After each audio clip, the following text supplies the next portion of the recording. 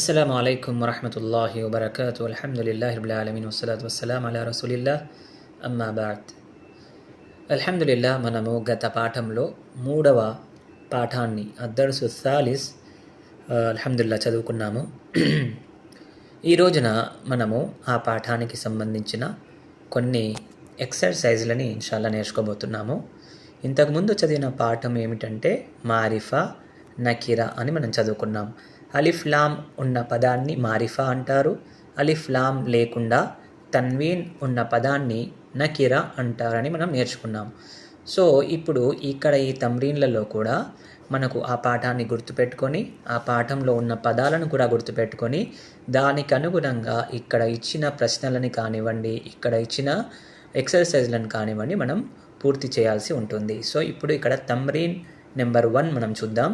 తమారీన్, ఇక్కడ ఏంటి పైన ఏముంది? తమ్రీన్ అంటే ఒకటి, అంటే సింగులర్, ఏకవచనం అంటే తమ్రీన్. ఇక్కడ తమారీన్ అని ఉంది. తమారీన్ అంటే ఇప్పుడు ఇక్కడ నుంచి చాలా ఎక్సర్సైజ్లు ఇస్తున్నాడు కాబట్టి తమారీన్ అని ఇక్కడ ప్లూరల్ రాశాడు. సో ఇది కూడా మీరు గుర్తుపెట్టుకోండి. తమ్రీన్ అంటే సింగులర్, తమారీన్ అంటే ప్లూరల్. తమ్రీన్ అంటే ఏకవచనం, బహువచనం ఏంటి? తమారీన్. సో ఇది ఎలా చదవాలి? తమారీన్ అని మనం చదువుతున్నాం. సో ఇప్పుడు మనం ఫస్ట్ తమ్రీన్ నెంబర్ 1 చూద్దాము. చూడండి, ఇఖ్రా వక్తుబ్ మా వబ్తి అవాఖిరిల్ కలిమాతి. సో ఏంటి అర్థము? ఏమంటున్నాడంటే చదవండి. ఇఖ్రా అంటే చదవండి, మరియు వక్తుబ్ మరియు రాయండి. ఎలా రాయాలి? మా వబ్తి అవాఖిరిల్ కలిమాత్. ఈ కింద ఏవైతే పదాలు వచ్చాయో, జబ్తి అంటే పెట్టండి, అడ్జస్ట్ చేయండి అన్నట్టుగా మీనింగ్ వస్తుంది. సో మా జబ్తి అవాఖిరిల్ కలిమాత్. కలిమాత్ అంటే ఈ కింద ఇచ్చిన పదాలు ఏవైతే ఉన్నాయో ఈ పదాల చివరన దానికి అనుగుణమైన, దానికి తగినటువంటి గుర్తుని పెట్టి చదవండి. జబర్ జేర్ పేష్ అంటే చెప్పాను కదా, ఫత్హా, కసరా, అలాగే నసబ. ఈ మూడింట్లో ఏదైనా ఒక గుర్తుని మనం ఇక్కడ పెట్టాల్సి ఉంది. సో ఏంటి చూద్దాము. ఫస్ట్ ఏంటి? మస్జిదున్. మస్జిదున్ అలిఫ్లాం లేదు కనుక మనం ఎలా చదువుతున్నాం దీన్ని? మస్జిదున్. దాని తర్వాత ఇక్కడ ఏం పెట్టాలి? రెండు పేస్ట్లు పెట్టాలన్నమాట. మస్జిదున్. ఇప్పుడు అదే మస్జిద్కి అలిఫ్లాం ఇచ్చారు కాబట్టి ఇక్కడ ఏం పెట్టాలి? చివరన. మన పాఠం ఈ యొక్క తమ్రీన్లో మనకి ఎక్సర్సైజ్ ఏంటంటే పదాల చివరన ఏం గుర్తు పెట్టాలి అనేది మనకి ఇక్కడ ఈ తమ్రీన్లో నేర్పిస్తున్నారు కాబట్టి చక్కగా చూడండి. మస్జిదున్, ఇక్కడ 2 పేస్ట్లు పెట్టాలి. మస్జిదున్, ఇక్కడ అలిఫ్లాం వచ్చింది కాబట్టి 1 పెట్టాలి. అల్ మస్జిదు, ఇక్కడ అలిఫ్లాం ఉంది. సో ఇదేంటి? అల్ మాఉ. అల్ మాఉ 1 పెట్టాలి పేష్. ఇక్కడ అలిఫ్లాం లేదు కాబట్టి మాఉన్. అలాగే తర్వాత చూడండి, అల్ వచ్చింది కాబట్టి అల్ బైతు. ఇది వేరే పదం ఇచ్చారు. బాబున్, అలిఫ్లాం లేదు కాబట్టి బాబున్. ఇక్కడ కూడా కలమున్, ఇక్కడ అలిఫ్లాం ఉంది. అల్ కలము. తర్వాత చూడండి, అల్ కల్బు, తర్వాత కల్బున్, కమీసున్, వలదున్, హజరున్. అల్ హజరు, అలిఫ్లాం ఉంది కదా, అల్ హజరు. ఇలా చదివేటప్పుడు చక్కగా చూసుకుంటూ చదవాలి. ఇలాగే మిస్టేక్స్ వస్తాయి. సో చూడండి, చక్కగా చూసుకుంటూ దేనికి అలిఫ్లాం ఉంది, దేనికి అలిఫ్లాం లేదని చూసుకుంటూ చదవాలి. ఇక్కడ అలిఫ్లాం ఉంది కాబట్టి అల్ హజరు. నేనేమన్నాను? హజరున్ అన్నాను. సో ఇక్కడ అలిఫ్లాం ఉంది కాబట్టి అల్ హజరు అని పెట్టాలి. అల్ వలదు. ఇక్కడ హిమారున్. అల్ హిమారు. అల్ హిసాను. ఇక్కడ అలిఫ్లాం లేదు. హిసానున్. సో ఇలా దీని అర్థాలు ఏంటి? మస్జిద్ అంటే మస్జిద్ మనకు తెలుసు. మావు అంటే నీరు. అల్ బైత్ అంటే ఇల్లు. బాబున్ డోర్, గేట్, తలుపు. కలమున్ అంటే తెలుసు, పెన్ను. అల్ కల్బ్ అంటే కుక్క, డాగ్. కమీసున్ అంటే చొక్కా. వలదున్ అంటే బాలుడు. అల్ హజర్ అంటే రాయి. అల్ వలద్ అంటే బాలుడు, చిన్న పిల్లవాడు, చిన్న పిల్లలు, ఇక్కడ వచ్చింది కదా వాలద్ అంటే బాలుడు అనమాట. హిమారున్ గాడిద, అల్ హిమార్ అంటే అలిఫ్లాం పెట్టారు అంతే. అల్ హిసాన్ అంటే గుర్రం. సో ఇదనమాట. ఇక తర్వాత రెండవ తమ్రీన్ చూడండి, రెండవ బిట్ చూడండి. ఇఖ్రా వక్తుబ్, చదవండి, వావు అంటే మరియు, ఉక్తుబ్ దీన్ని కలిపి చదువుతుంటే వక్తుబ్ అంటున్నాం. సో ఇక్రా చదవండి మరియు రాయండి. సో మీరు ఎవరైతే ఈ పాఠాలను చదువుకుంటున్నారో నేర్చుకుంటున్నారో వాళ్ళు వీటన్నిటిని చదవాలి, ఒకటికి 2 సార్లు చదవాలి, అలాగే రాయాలి. ఎంత ఎక్కువగా రాస్తే మీకు అంత ఎక్కువగా ప్రాక్టీస్ అవుతుంది, అంతే బాగా రైటింగ్ కుదురుతుంది ఇన్షాల్లా. ఇప్పుడు వీటిని చూడండి. అలాగే ఇక్రా అంటే చదవాలి మరియు రాయాలి. అల్ మక్తబు మక్సూరున్, అల్ మక్తబు అంటే బల్ల, మక్సూర్ అంటే విరిగిపోయింది. అల్ ముదర్రిస్ ఉపాధ్యాయుడు, జదీదున్ కొత్తగా వచ్చాడు లేదా కొత్తవాడు. అల్ ముదర్రిసు జదీదున్ ఉపాధ్యాయుడు, టీచర్ కొత్తవాడు. అల్ కమీసు వసిఖున్ చొక్కా మాసిపోయింది. అల్ లబను బారిదున్ పాలు వేడిగా ఉన్నాయి. అల్ మస్జిదు మఫ్తూహున్ మస్జిద్ తెరిచి ఉంది. అల్ హజరు రాయి కబీరున్ పెద్దగా ఉంది. కబీర్ అంటే పెద్దగా ఉండడం. అల్ లబను బారిదున్ పాలు చల్లగా ఉన్నాయి. వల్ మాఉ హార్రున్ మరియు నీరు వేడిగా ఉంది. అల్ ముహందిసు జాలిసున్, ఇక్కడ ముహందిస్ అంటే ఇంజనీర్ అంటారనమాట, గుర్తుపెట్టుకోండి. ముహందిస్ అంటే ఇంజనీర్, ఇంజనీర్ కూర్చొని ఉన్నాడు. వల్ ముదర్రిస్ టీచర్ నిలబడి ఉన్నాడు. అల్ కమరు బయీదున్, కమర్ అంటే చంద్రుడు, చంద్రుడు దూరంగా ఉన్నాడు. బయీదున్ అంటే దూరంగా ఉండడం. అల్ కమరు బయీదున్ చంద్రుడు దూరంగా ఉన్నాడు. అల్ మిందీలు నజీఫున్, అల్ మిందీలు నజీఫున్ మిందీల్ అంటే చేతి రుమాలు, నజీఫున్ శుభ్రంగా ఉంది. సో ఇదన్నమాట. ఇప్పుడు మనకేంటి ఇక్కడ చూడండి, అల్ మక్తూబు అల్ వచ్చిన వాటికి ఏంటి పెడుతున్నాం మనం, ఒకటే అల్ మక్తబు, అల్ కమీసు, అల్ మస్జిదు, అల్ లబను, అల్ మాఉ అంటే మనం ఒకటే పెడుతున్నాం పేషు. అదే అలిఫ్లాం లేని వాటికి ఏం పెడుతున్నాం మనం, తన్వీన్ పెడుతున్నాం అనమాట. అంటే దో పేష్ పెడుతున్నాం, 2 పేష్లు పెడుతున్నాం. జదీదున్ బారిదున్ కబీరున్, వాకిఫున్ జాలిసున్ నజీఫున్ బయీదున్ బారిదున్ హార్రున్ మఫ్తూహున్ వసిఖున్ అలాగే మక్సూరున్. సో ఇది మనం మీరు రాయాలి, ఇప్పుడు రాయాలి, అలాగే ప్రాక్టీస్ చేయాలి. ఆ తర్వాత నెక్స్ట్ చూడండి, మూడవది ఏమంటున్నాడు, మూడవ తమ్రీన్ చూడండి.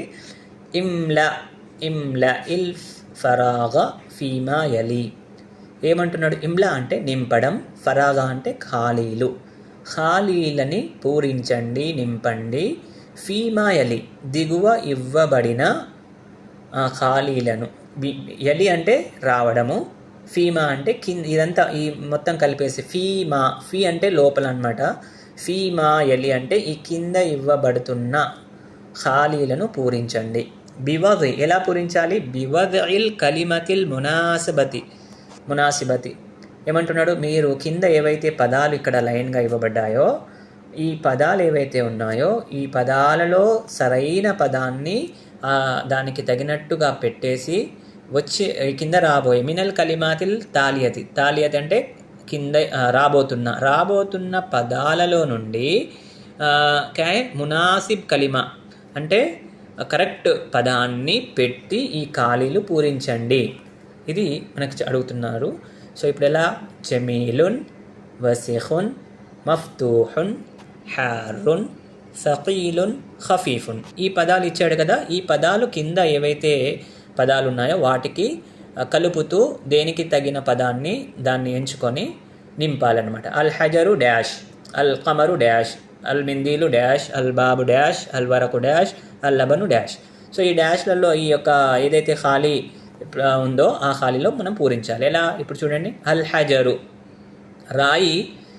రాయి గురించి ఏది ఉంది ఇక్కడ చూడండి, జమీలున్ వసిఖున్ మఫ్తూహున్ హార్రున్ సకీలున్ ఖఫీఫున్. సకీలున్ అంటే బరువుగా ఉండడం, అల్ హజరుకు అంటే రాయి బరువుగా ఉంది, అల్ హజరు సకీలున్. అల్ బాబు అంటే తలుపు ఎలా ఉంది, తెలిసి ఉంది, ఇక్కడ చూడండి, మఫ్తూహున్, అల్ బాబు మఫ్తూహున్ తెరిచి ఉంది. అల్ కమరు చంద్రుడు ఎలా ఉన్నాడు, జమీలున్ అందంగా ఉన్నాడు. అంటే ఈ పదాలకి కరెక్ట్గా మీరు పైన పాఠాన్ని చదువుకుంటే ఆ పాఠంలో ఉన్న పదాలే మీకు ఇక్కడ ఇస్తున్నారు. ఆ పాఠంలో చక్కగా మీరు ఒక 2-3 సార్లు చూసుకొని పాఠాన్ని చదువుకుంటూ ఈ కింద తమ్రీన్లని నింపాలన్నమాట. సో చూడండి, అల్ కమరు జమీలున్, ఇక్కడ కమరు ఉంది, దీనికి తగిన పదం జమీలున్. అల్ వరకు, వరకు అంటే ఆకు కానీ పేజీ పేపర్ కానివ్వండి. సో ఎలా ఉంది అల్ పేజీ? ఖఫీఫున్ అంటే తేలికగా ఉండడం. ఖఫీఫున్ అంటే ఏంటి? తేలికగా ఉంది. అల్ వరకు ఖఫీఫున్. అల్ మిందీలు, మిందీల్ అంటే ఏమన్నాను? చేతి రుమాల్. చేతి రుమాల్ ఎలా ఉంది? ఇక్కడ చూడండి ఏముంది? వసిఖున్, చేతి రుమాలు ఎలా ఉంది అంటే మాసిపోయింది. అల్ మిందీలు వసిఖున్. అల్ లబన్, లబన్ అంటే ఏంటి? పాలు. అల్ లబను ఎలా ఉంది? ఇక్కడ హారున్, వేడిగా ఉన్నాయి, పాలు వేడిగా ఉన్నాయి. సో కాబట్టి ఒక్కొక్క పదానికి ఒక్కొక్కటి ఇప్పుడు నేను చెప్పిన పదాలని ఆ పదాలకి జత చేసి ఆ ఖాళీలలో రాయాలి. ఇప్పుడు మళ్ళీ తర్వాత 4th బిట్ చూడండి, 4th తమ్రీన్ చూడండి, 4th ఇమ్ల ఇల్ ఫరాగ ఫీ మాయలి బివజీ కలిమతిన్ మునాసిబతిన్. ఏమంటున్నాడంటే కింద ఇవ్వబడిన ఖాళీలను పూరించండి.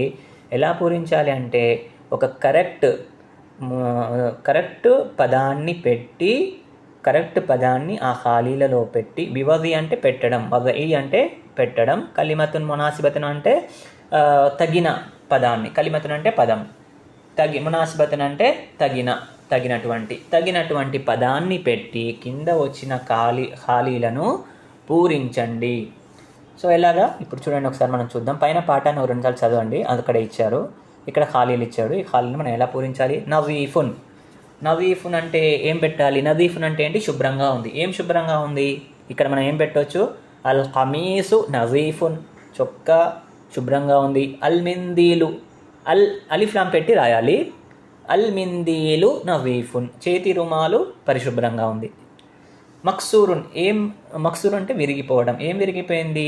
అల్ కుర్సియు, కుర్చీ విరిగిపోయింది అని పెట్టండి, ఎందుకంటే పాఠంలో ఉంది అది. అల్ కుర్సియు మక్సూరున్.